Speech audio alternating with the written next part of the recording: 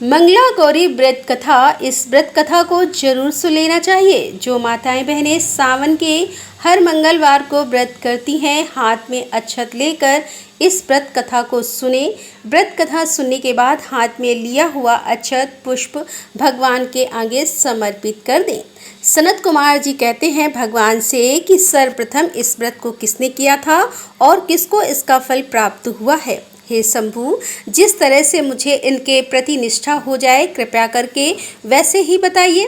तब ईश्वर जी बोले कि हे सनत कुमार, पूर्व काल में कुरुक्षेत्र में श्रुति कीर्ति नामक एक विद्वान कीर्तिशील शत्रुओं का नाश करने वाला 64 कलाओं का ज्ञाता तथा धनुर्विद्या में कुशल राजा हुआ था।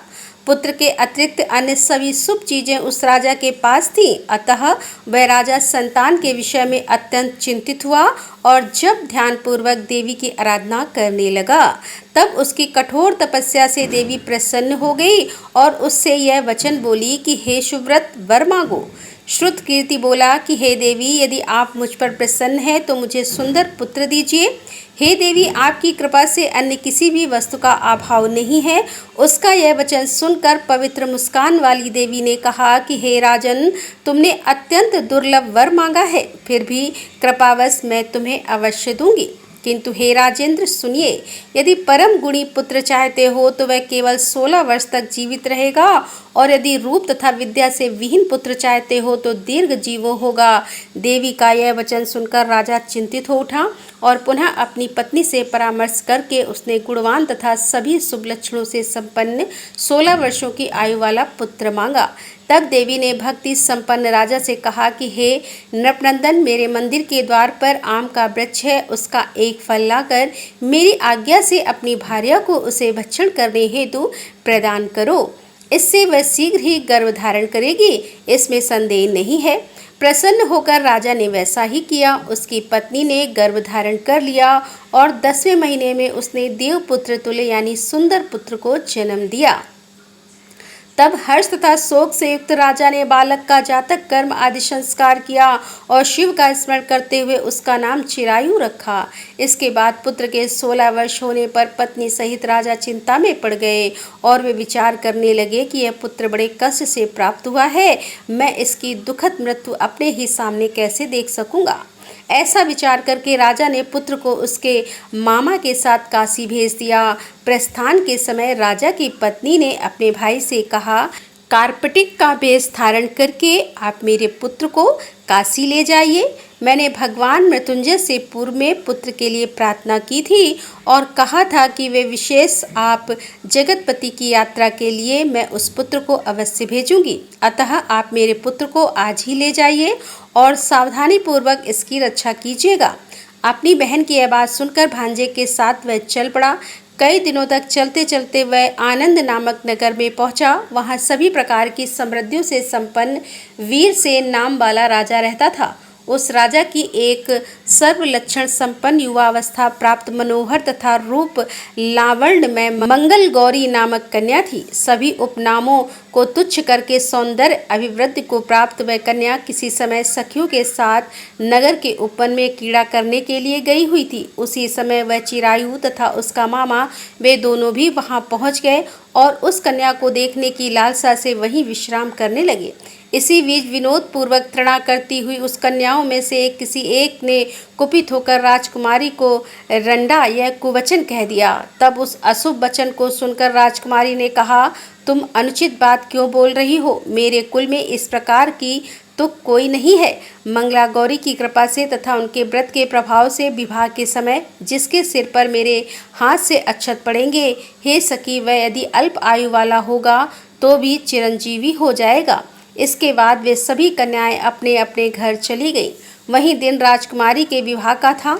बालिका देश के द्रढ़ नामक राजा के सुकेतु नाम वाले पुत्र के साथ उसका विवाह निश्चित किया गया था। वह सुकेतु विद्याहीन, कुरूप तथा बहरा था तथा सुकेत के साथ आए हुए उन लोगों ने विचार किया कि इस समय कोई दूसरा श्रेष्ठ वर ले जाना चाहिए और विवाह संपन्न हो जाने के बाद वहां सुकेतु पहुँचे, यानी फिर वर बदल दिया जाएगा। एक बार विवाह हो जाए तो तदंतर चिरायु के पास जाकर उन लोगों ने उसके मामा से याचना की कि आप इस बालक को हमें दे दीजिए, जिससे हमारा कार्य सिद्ध हो जाए। इस पृथ्वी पर परोपकार के समान दूसरा कोई धर्म नहीं है। उनकी बात सुनकर चिरायु का मामा मन ही मन बहुत प्रसन्न हुआ, क्योंकि इसने उपवन में पहले ही कन्या मंगला गौरी की बात सुन ली थी। फिर भी उसने एक बार कहा कि आप लोग इसे किस लिए मांग रहे हैं? कार्य की सिद्धि हेतु वस्त्र, अलंकार आदि मांगे जाते हैं, वर तो कहीं भी मांगा नहीं जाता। तथापि आप लोगों का सम्मान रखने के लिए मैं इसे दे रहा हूँ। इसके बाद चिरायु को वहां ले जाकर उन लोगों ने विवाह संपन्न कराया। सप्तपदी आदियों से जाने पर रात में शिव पार्वती की प्रतिमा के समक्ष उस चिरायु ने हर्षयुक्त होकर मंगला गौरी के साथ शयन किया। उसी दिन चिरायु के 16 वर्ष पूर्ण हो चुके थे और अर्धरात्रि में साक्षात काल सर्प रूप में वहां आ गया। इसी बीच संयोग बस वह राजकुमारी जाग गई। उसने उस महासर्प को देखा और वह भय से व्याकुल होकर कांपने लगी। तब उस कन्या ने धैर्य धारण करके 16वां उपचार से सर्प की पूजा की और पीने के लिए उसे दुग्ध प्रदान किया। उनसे दीनता भरी वाणी में उस सर्प की प्रार्थना की और स्तुति की। मंगला गौरी प्रार्थना करने लगी कि मैं उत्तम व्रत करूंगी, इससे मेरे पति जीवित रहे। यह जिस तरह से चिरकाल तक जीवित रहे, आप वैसे ही कीजिए। इतने में सर्प वहां स्थित एक कमंडल में प्रवेश कर गया और उस मंगला गौरी ने अपनी कंचुकी से उस कमंडल का मुंह बांध दिया। इसी बीच उसका पति अंगड़ाई लेकर जग गया और अपनी पत्नी से बोला कि हे प्रिय, मुझे भूख लगी है। तब अपनी माता के पास जाकर वह खीर, लड्डू आदि ले आई और उसके द्वारा प्रदत्त भोजन पदार्थों को उसने प्रसन्न मन होकर खाया। भोजन के पश्चात हाथ धोते समय उसके हाथ से अंगूठी गिर पड़ी। तांबुल खाकर वह पुनः सो गया। इसके बाद मंगला गौरी कमंडल को फेंकने के लिए जाने लगी। विधि की कैसी गति की! उस कमंडल से वह बाहर की ओर जगमग करती हुई हार को देखकर वह आश्चर्यचकित हो गई। घट में स्थित उस हार को उसने अपने कंठ में धारण कर लिया। इसके बाद कुछ रात शेष रहते ही चिरायु का मामा उसे ले गया। इसके बाद वर पक्ष के लोग सुकेतु को वहां ले आए। उसे देखकर मंगला गौरी ने कहा कि यह मेरा पति नहीं है। तब उन सभी ने उससे कहा कि हे सुबेद, तुम यह क्या बोल रही हो? यहाँ तुम्हारा कोई परिचायक हो तो उसे हम लोगों को बताओ। मंगला गौरी बोली, जिसने रात में 9 रत्नों से बनी अंगूठी दी है, उसकी उंगली में इसे डालकर परिचायक यानी निशानी देख ले। मेरे पति ने रात में मुझे जो हार दिया था, उसके रत्नों का समुदाय कैसा है, इस बात को यह बताएं। यह तो कोई अन्य ही है। इसके अतिरिक्त रात में आम सींचते समय उनका पैर कुमकुम से लिप्त हो गया था। यह मेरी जांघ पर अब भी विद्यमान है। उसे आप लोग शीघ्र देख लें। साथ ही रात में परस्पर भाषण तथा भोजन आज से जो कुछ किया गया था, उसे यह बता दें। तब यह निश्चित ही हो जाएगा कि यह मेरा पति है। इस प्रकार उसका यह वचन सुनकर सभी कहने लगे कि ठीक है, ठीक है। किंतु जब एक भी बात ना मिली, तब सभी ने सुकेतु को उसका पति होने से निश्चित कर दिया और वे वर पक्ष वाले जिस तरह आए थे, उसी तरह चले गए। तत्पश्चात अपने वंश को बढ़ाने वाले महान यश संपन्न तथा परम मनस्वी मंगला गौरी के पिता ने अन्नपान आदि का सत्र चलाया। उन्होंने वर पक्ष का वृतांत कानों कान सुन लिया कि स्वरूप से कुरूप होने के कारण लोगों के द्वारा किसी अन्य को वर रूप में आदर पूर्वक लाया गया था। तब उन्होंने अपनी कन्या को पर्दे के भीतर बिठा दिया। इस प्रकार 1 वर्ष बीतने पर यात्रा करके वह अपने मामा के साथ यह देखने के लिए आया कि विवाह के बाद वहाँ क्या हुआ। तब उसे गवाक्ष के भीतर से देखकर वह मंगला गौरी अत्यंत प्रसन्न हुई और माता पिता से बोली कि मेरे पति आ गए हैं।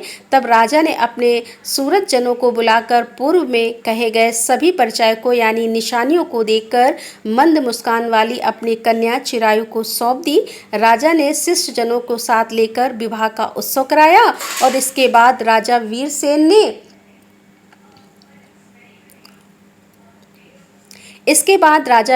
ने वस्त्र, आभूषण आदि, सेना, घोड़े, हाथी, रथ और अन्य भी बहुत सी सामग्री देकर उन्हें विदा किया। इसके बाद अपने कुल को आनंदित करने वाला वह चिरायु पत्नी तथा मामा को साथ लेकर सेना के साथ अपने नगर पहुंचा। तब लोगों के मुख से उसे आया हुआ सुनकर उसके माता पिता को विश्वास नहीं हुआ। उन्होंने सोचा कि प्रारब्ध अन्यथा कैसे हो सकता है। इतने में वह अपने माता पिता के पास आ गया और स्नेह से परिपूर्ण वह चिरायु भक्ति पूर्वक उनके चरणों में गिर पड़ा। तब उस पुत्र का मस्तक सूंघकर उन दोनों ने परम आनंद प्राप्त किया। पुत्र वधू मंगला गौरी ने भी सास ससुर को प्रणाम किया। तब सास उसे अपनी गोद में बैठाकर सारा वृतांत शीघ्रता पूर्वक पूछने लगी। हे महामुने, तब पुत्र वधू ने भी मंगला गौरी के उत्तम व्रत महात्म्य तथा जो कुछ घटित हुआ था वह सब वृतांत बताया। हे सनत कुमार, ईश्वर कह रहे हैं कि मैंने आपसे इस मंगला गौरी व्रत का वर्णन कर दिया। जो कोई भी इसका श्रवण करता है अथवा जो कोई इसे कहता है उसके सभी मनोरथ पूर्ण हो जाते हैं, इसमें संदेह नहीं है। सूत जी बोले कि हे ऋषियों, इस प्रकार शिव जी से सनत कुमार को यह मंगला गौरी व्रत बताया और उन्होंने सभी कार्य को पूर्ण करने वाले इस व्रत को सुनकर महान आनंद प्राप्त हुआ। बोले श्यावर रामचंद्र की जय। बोलो मंगला गौरी मैया की जय।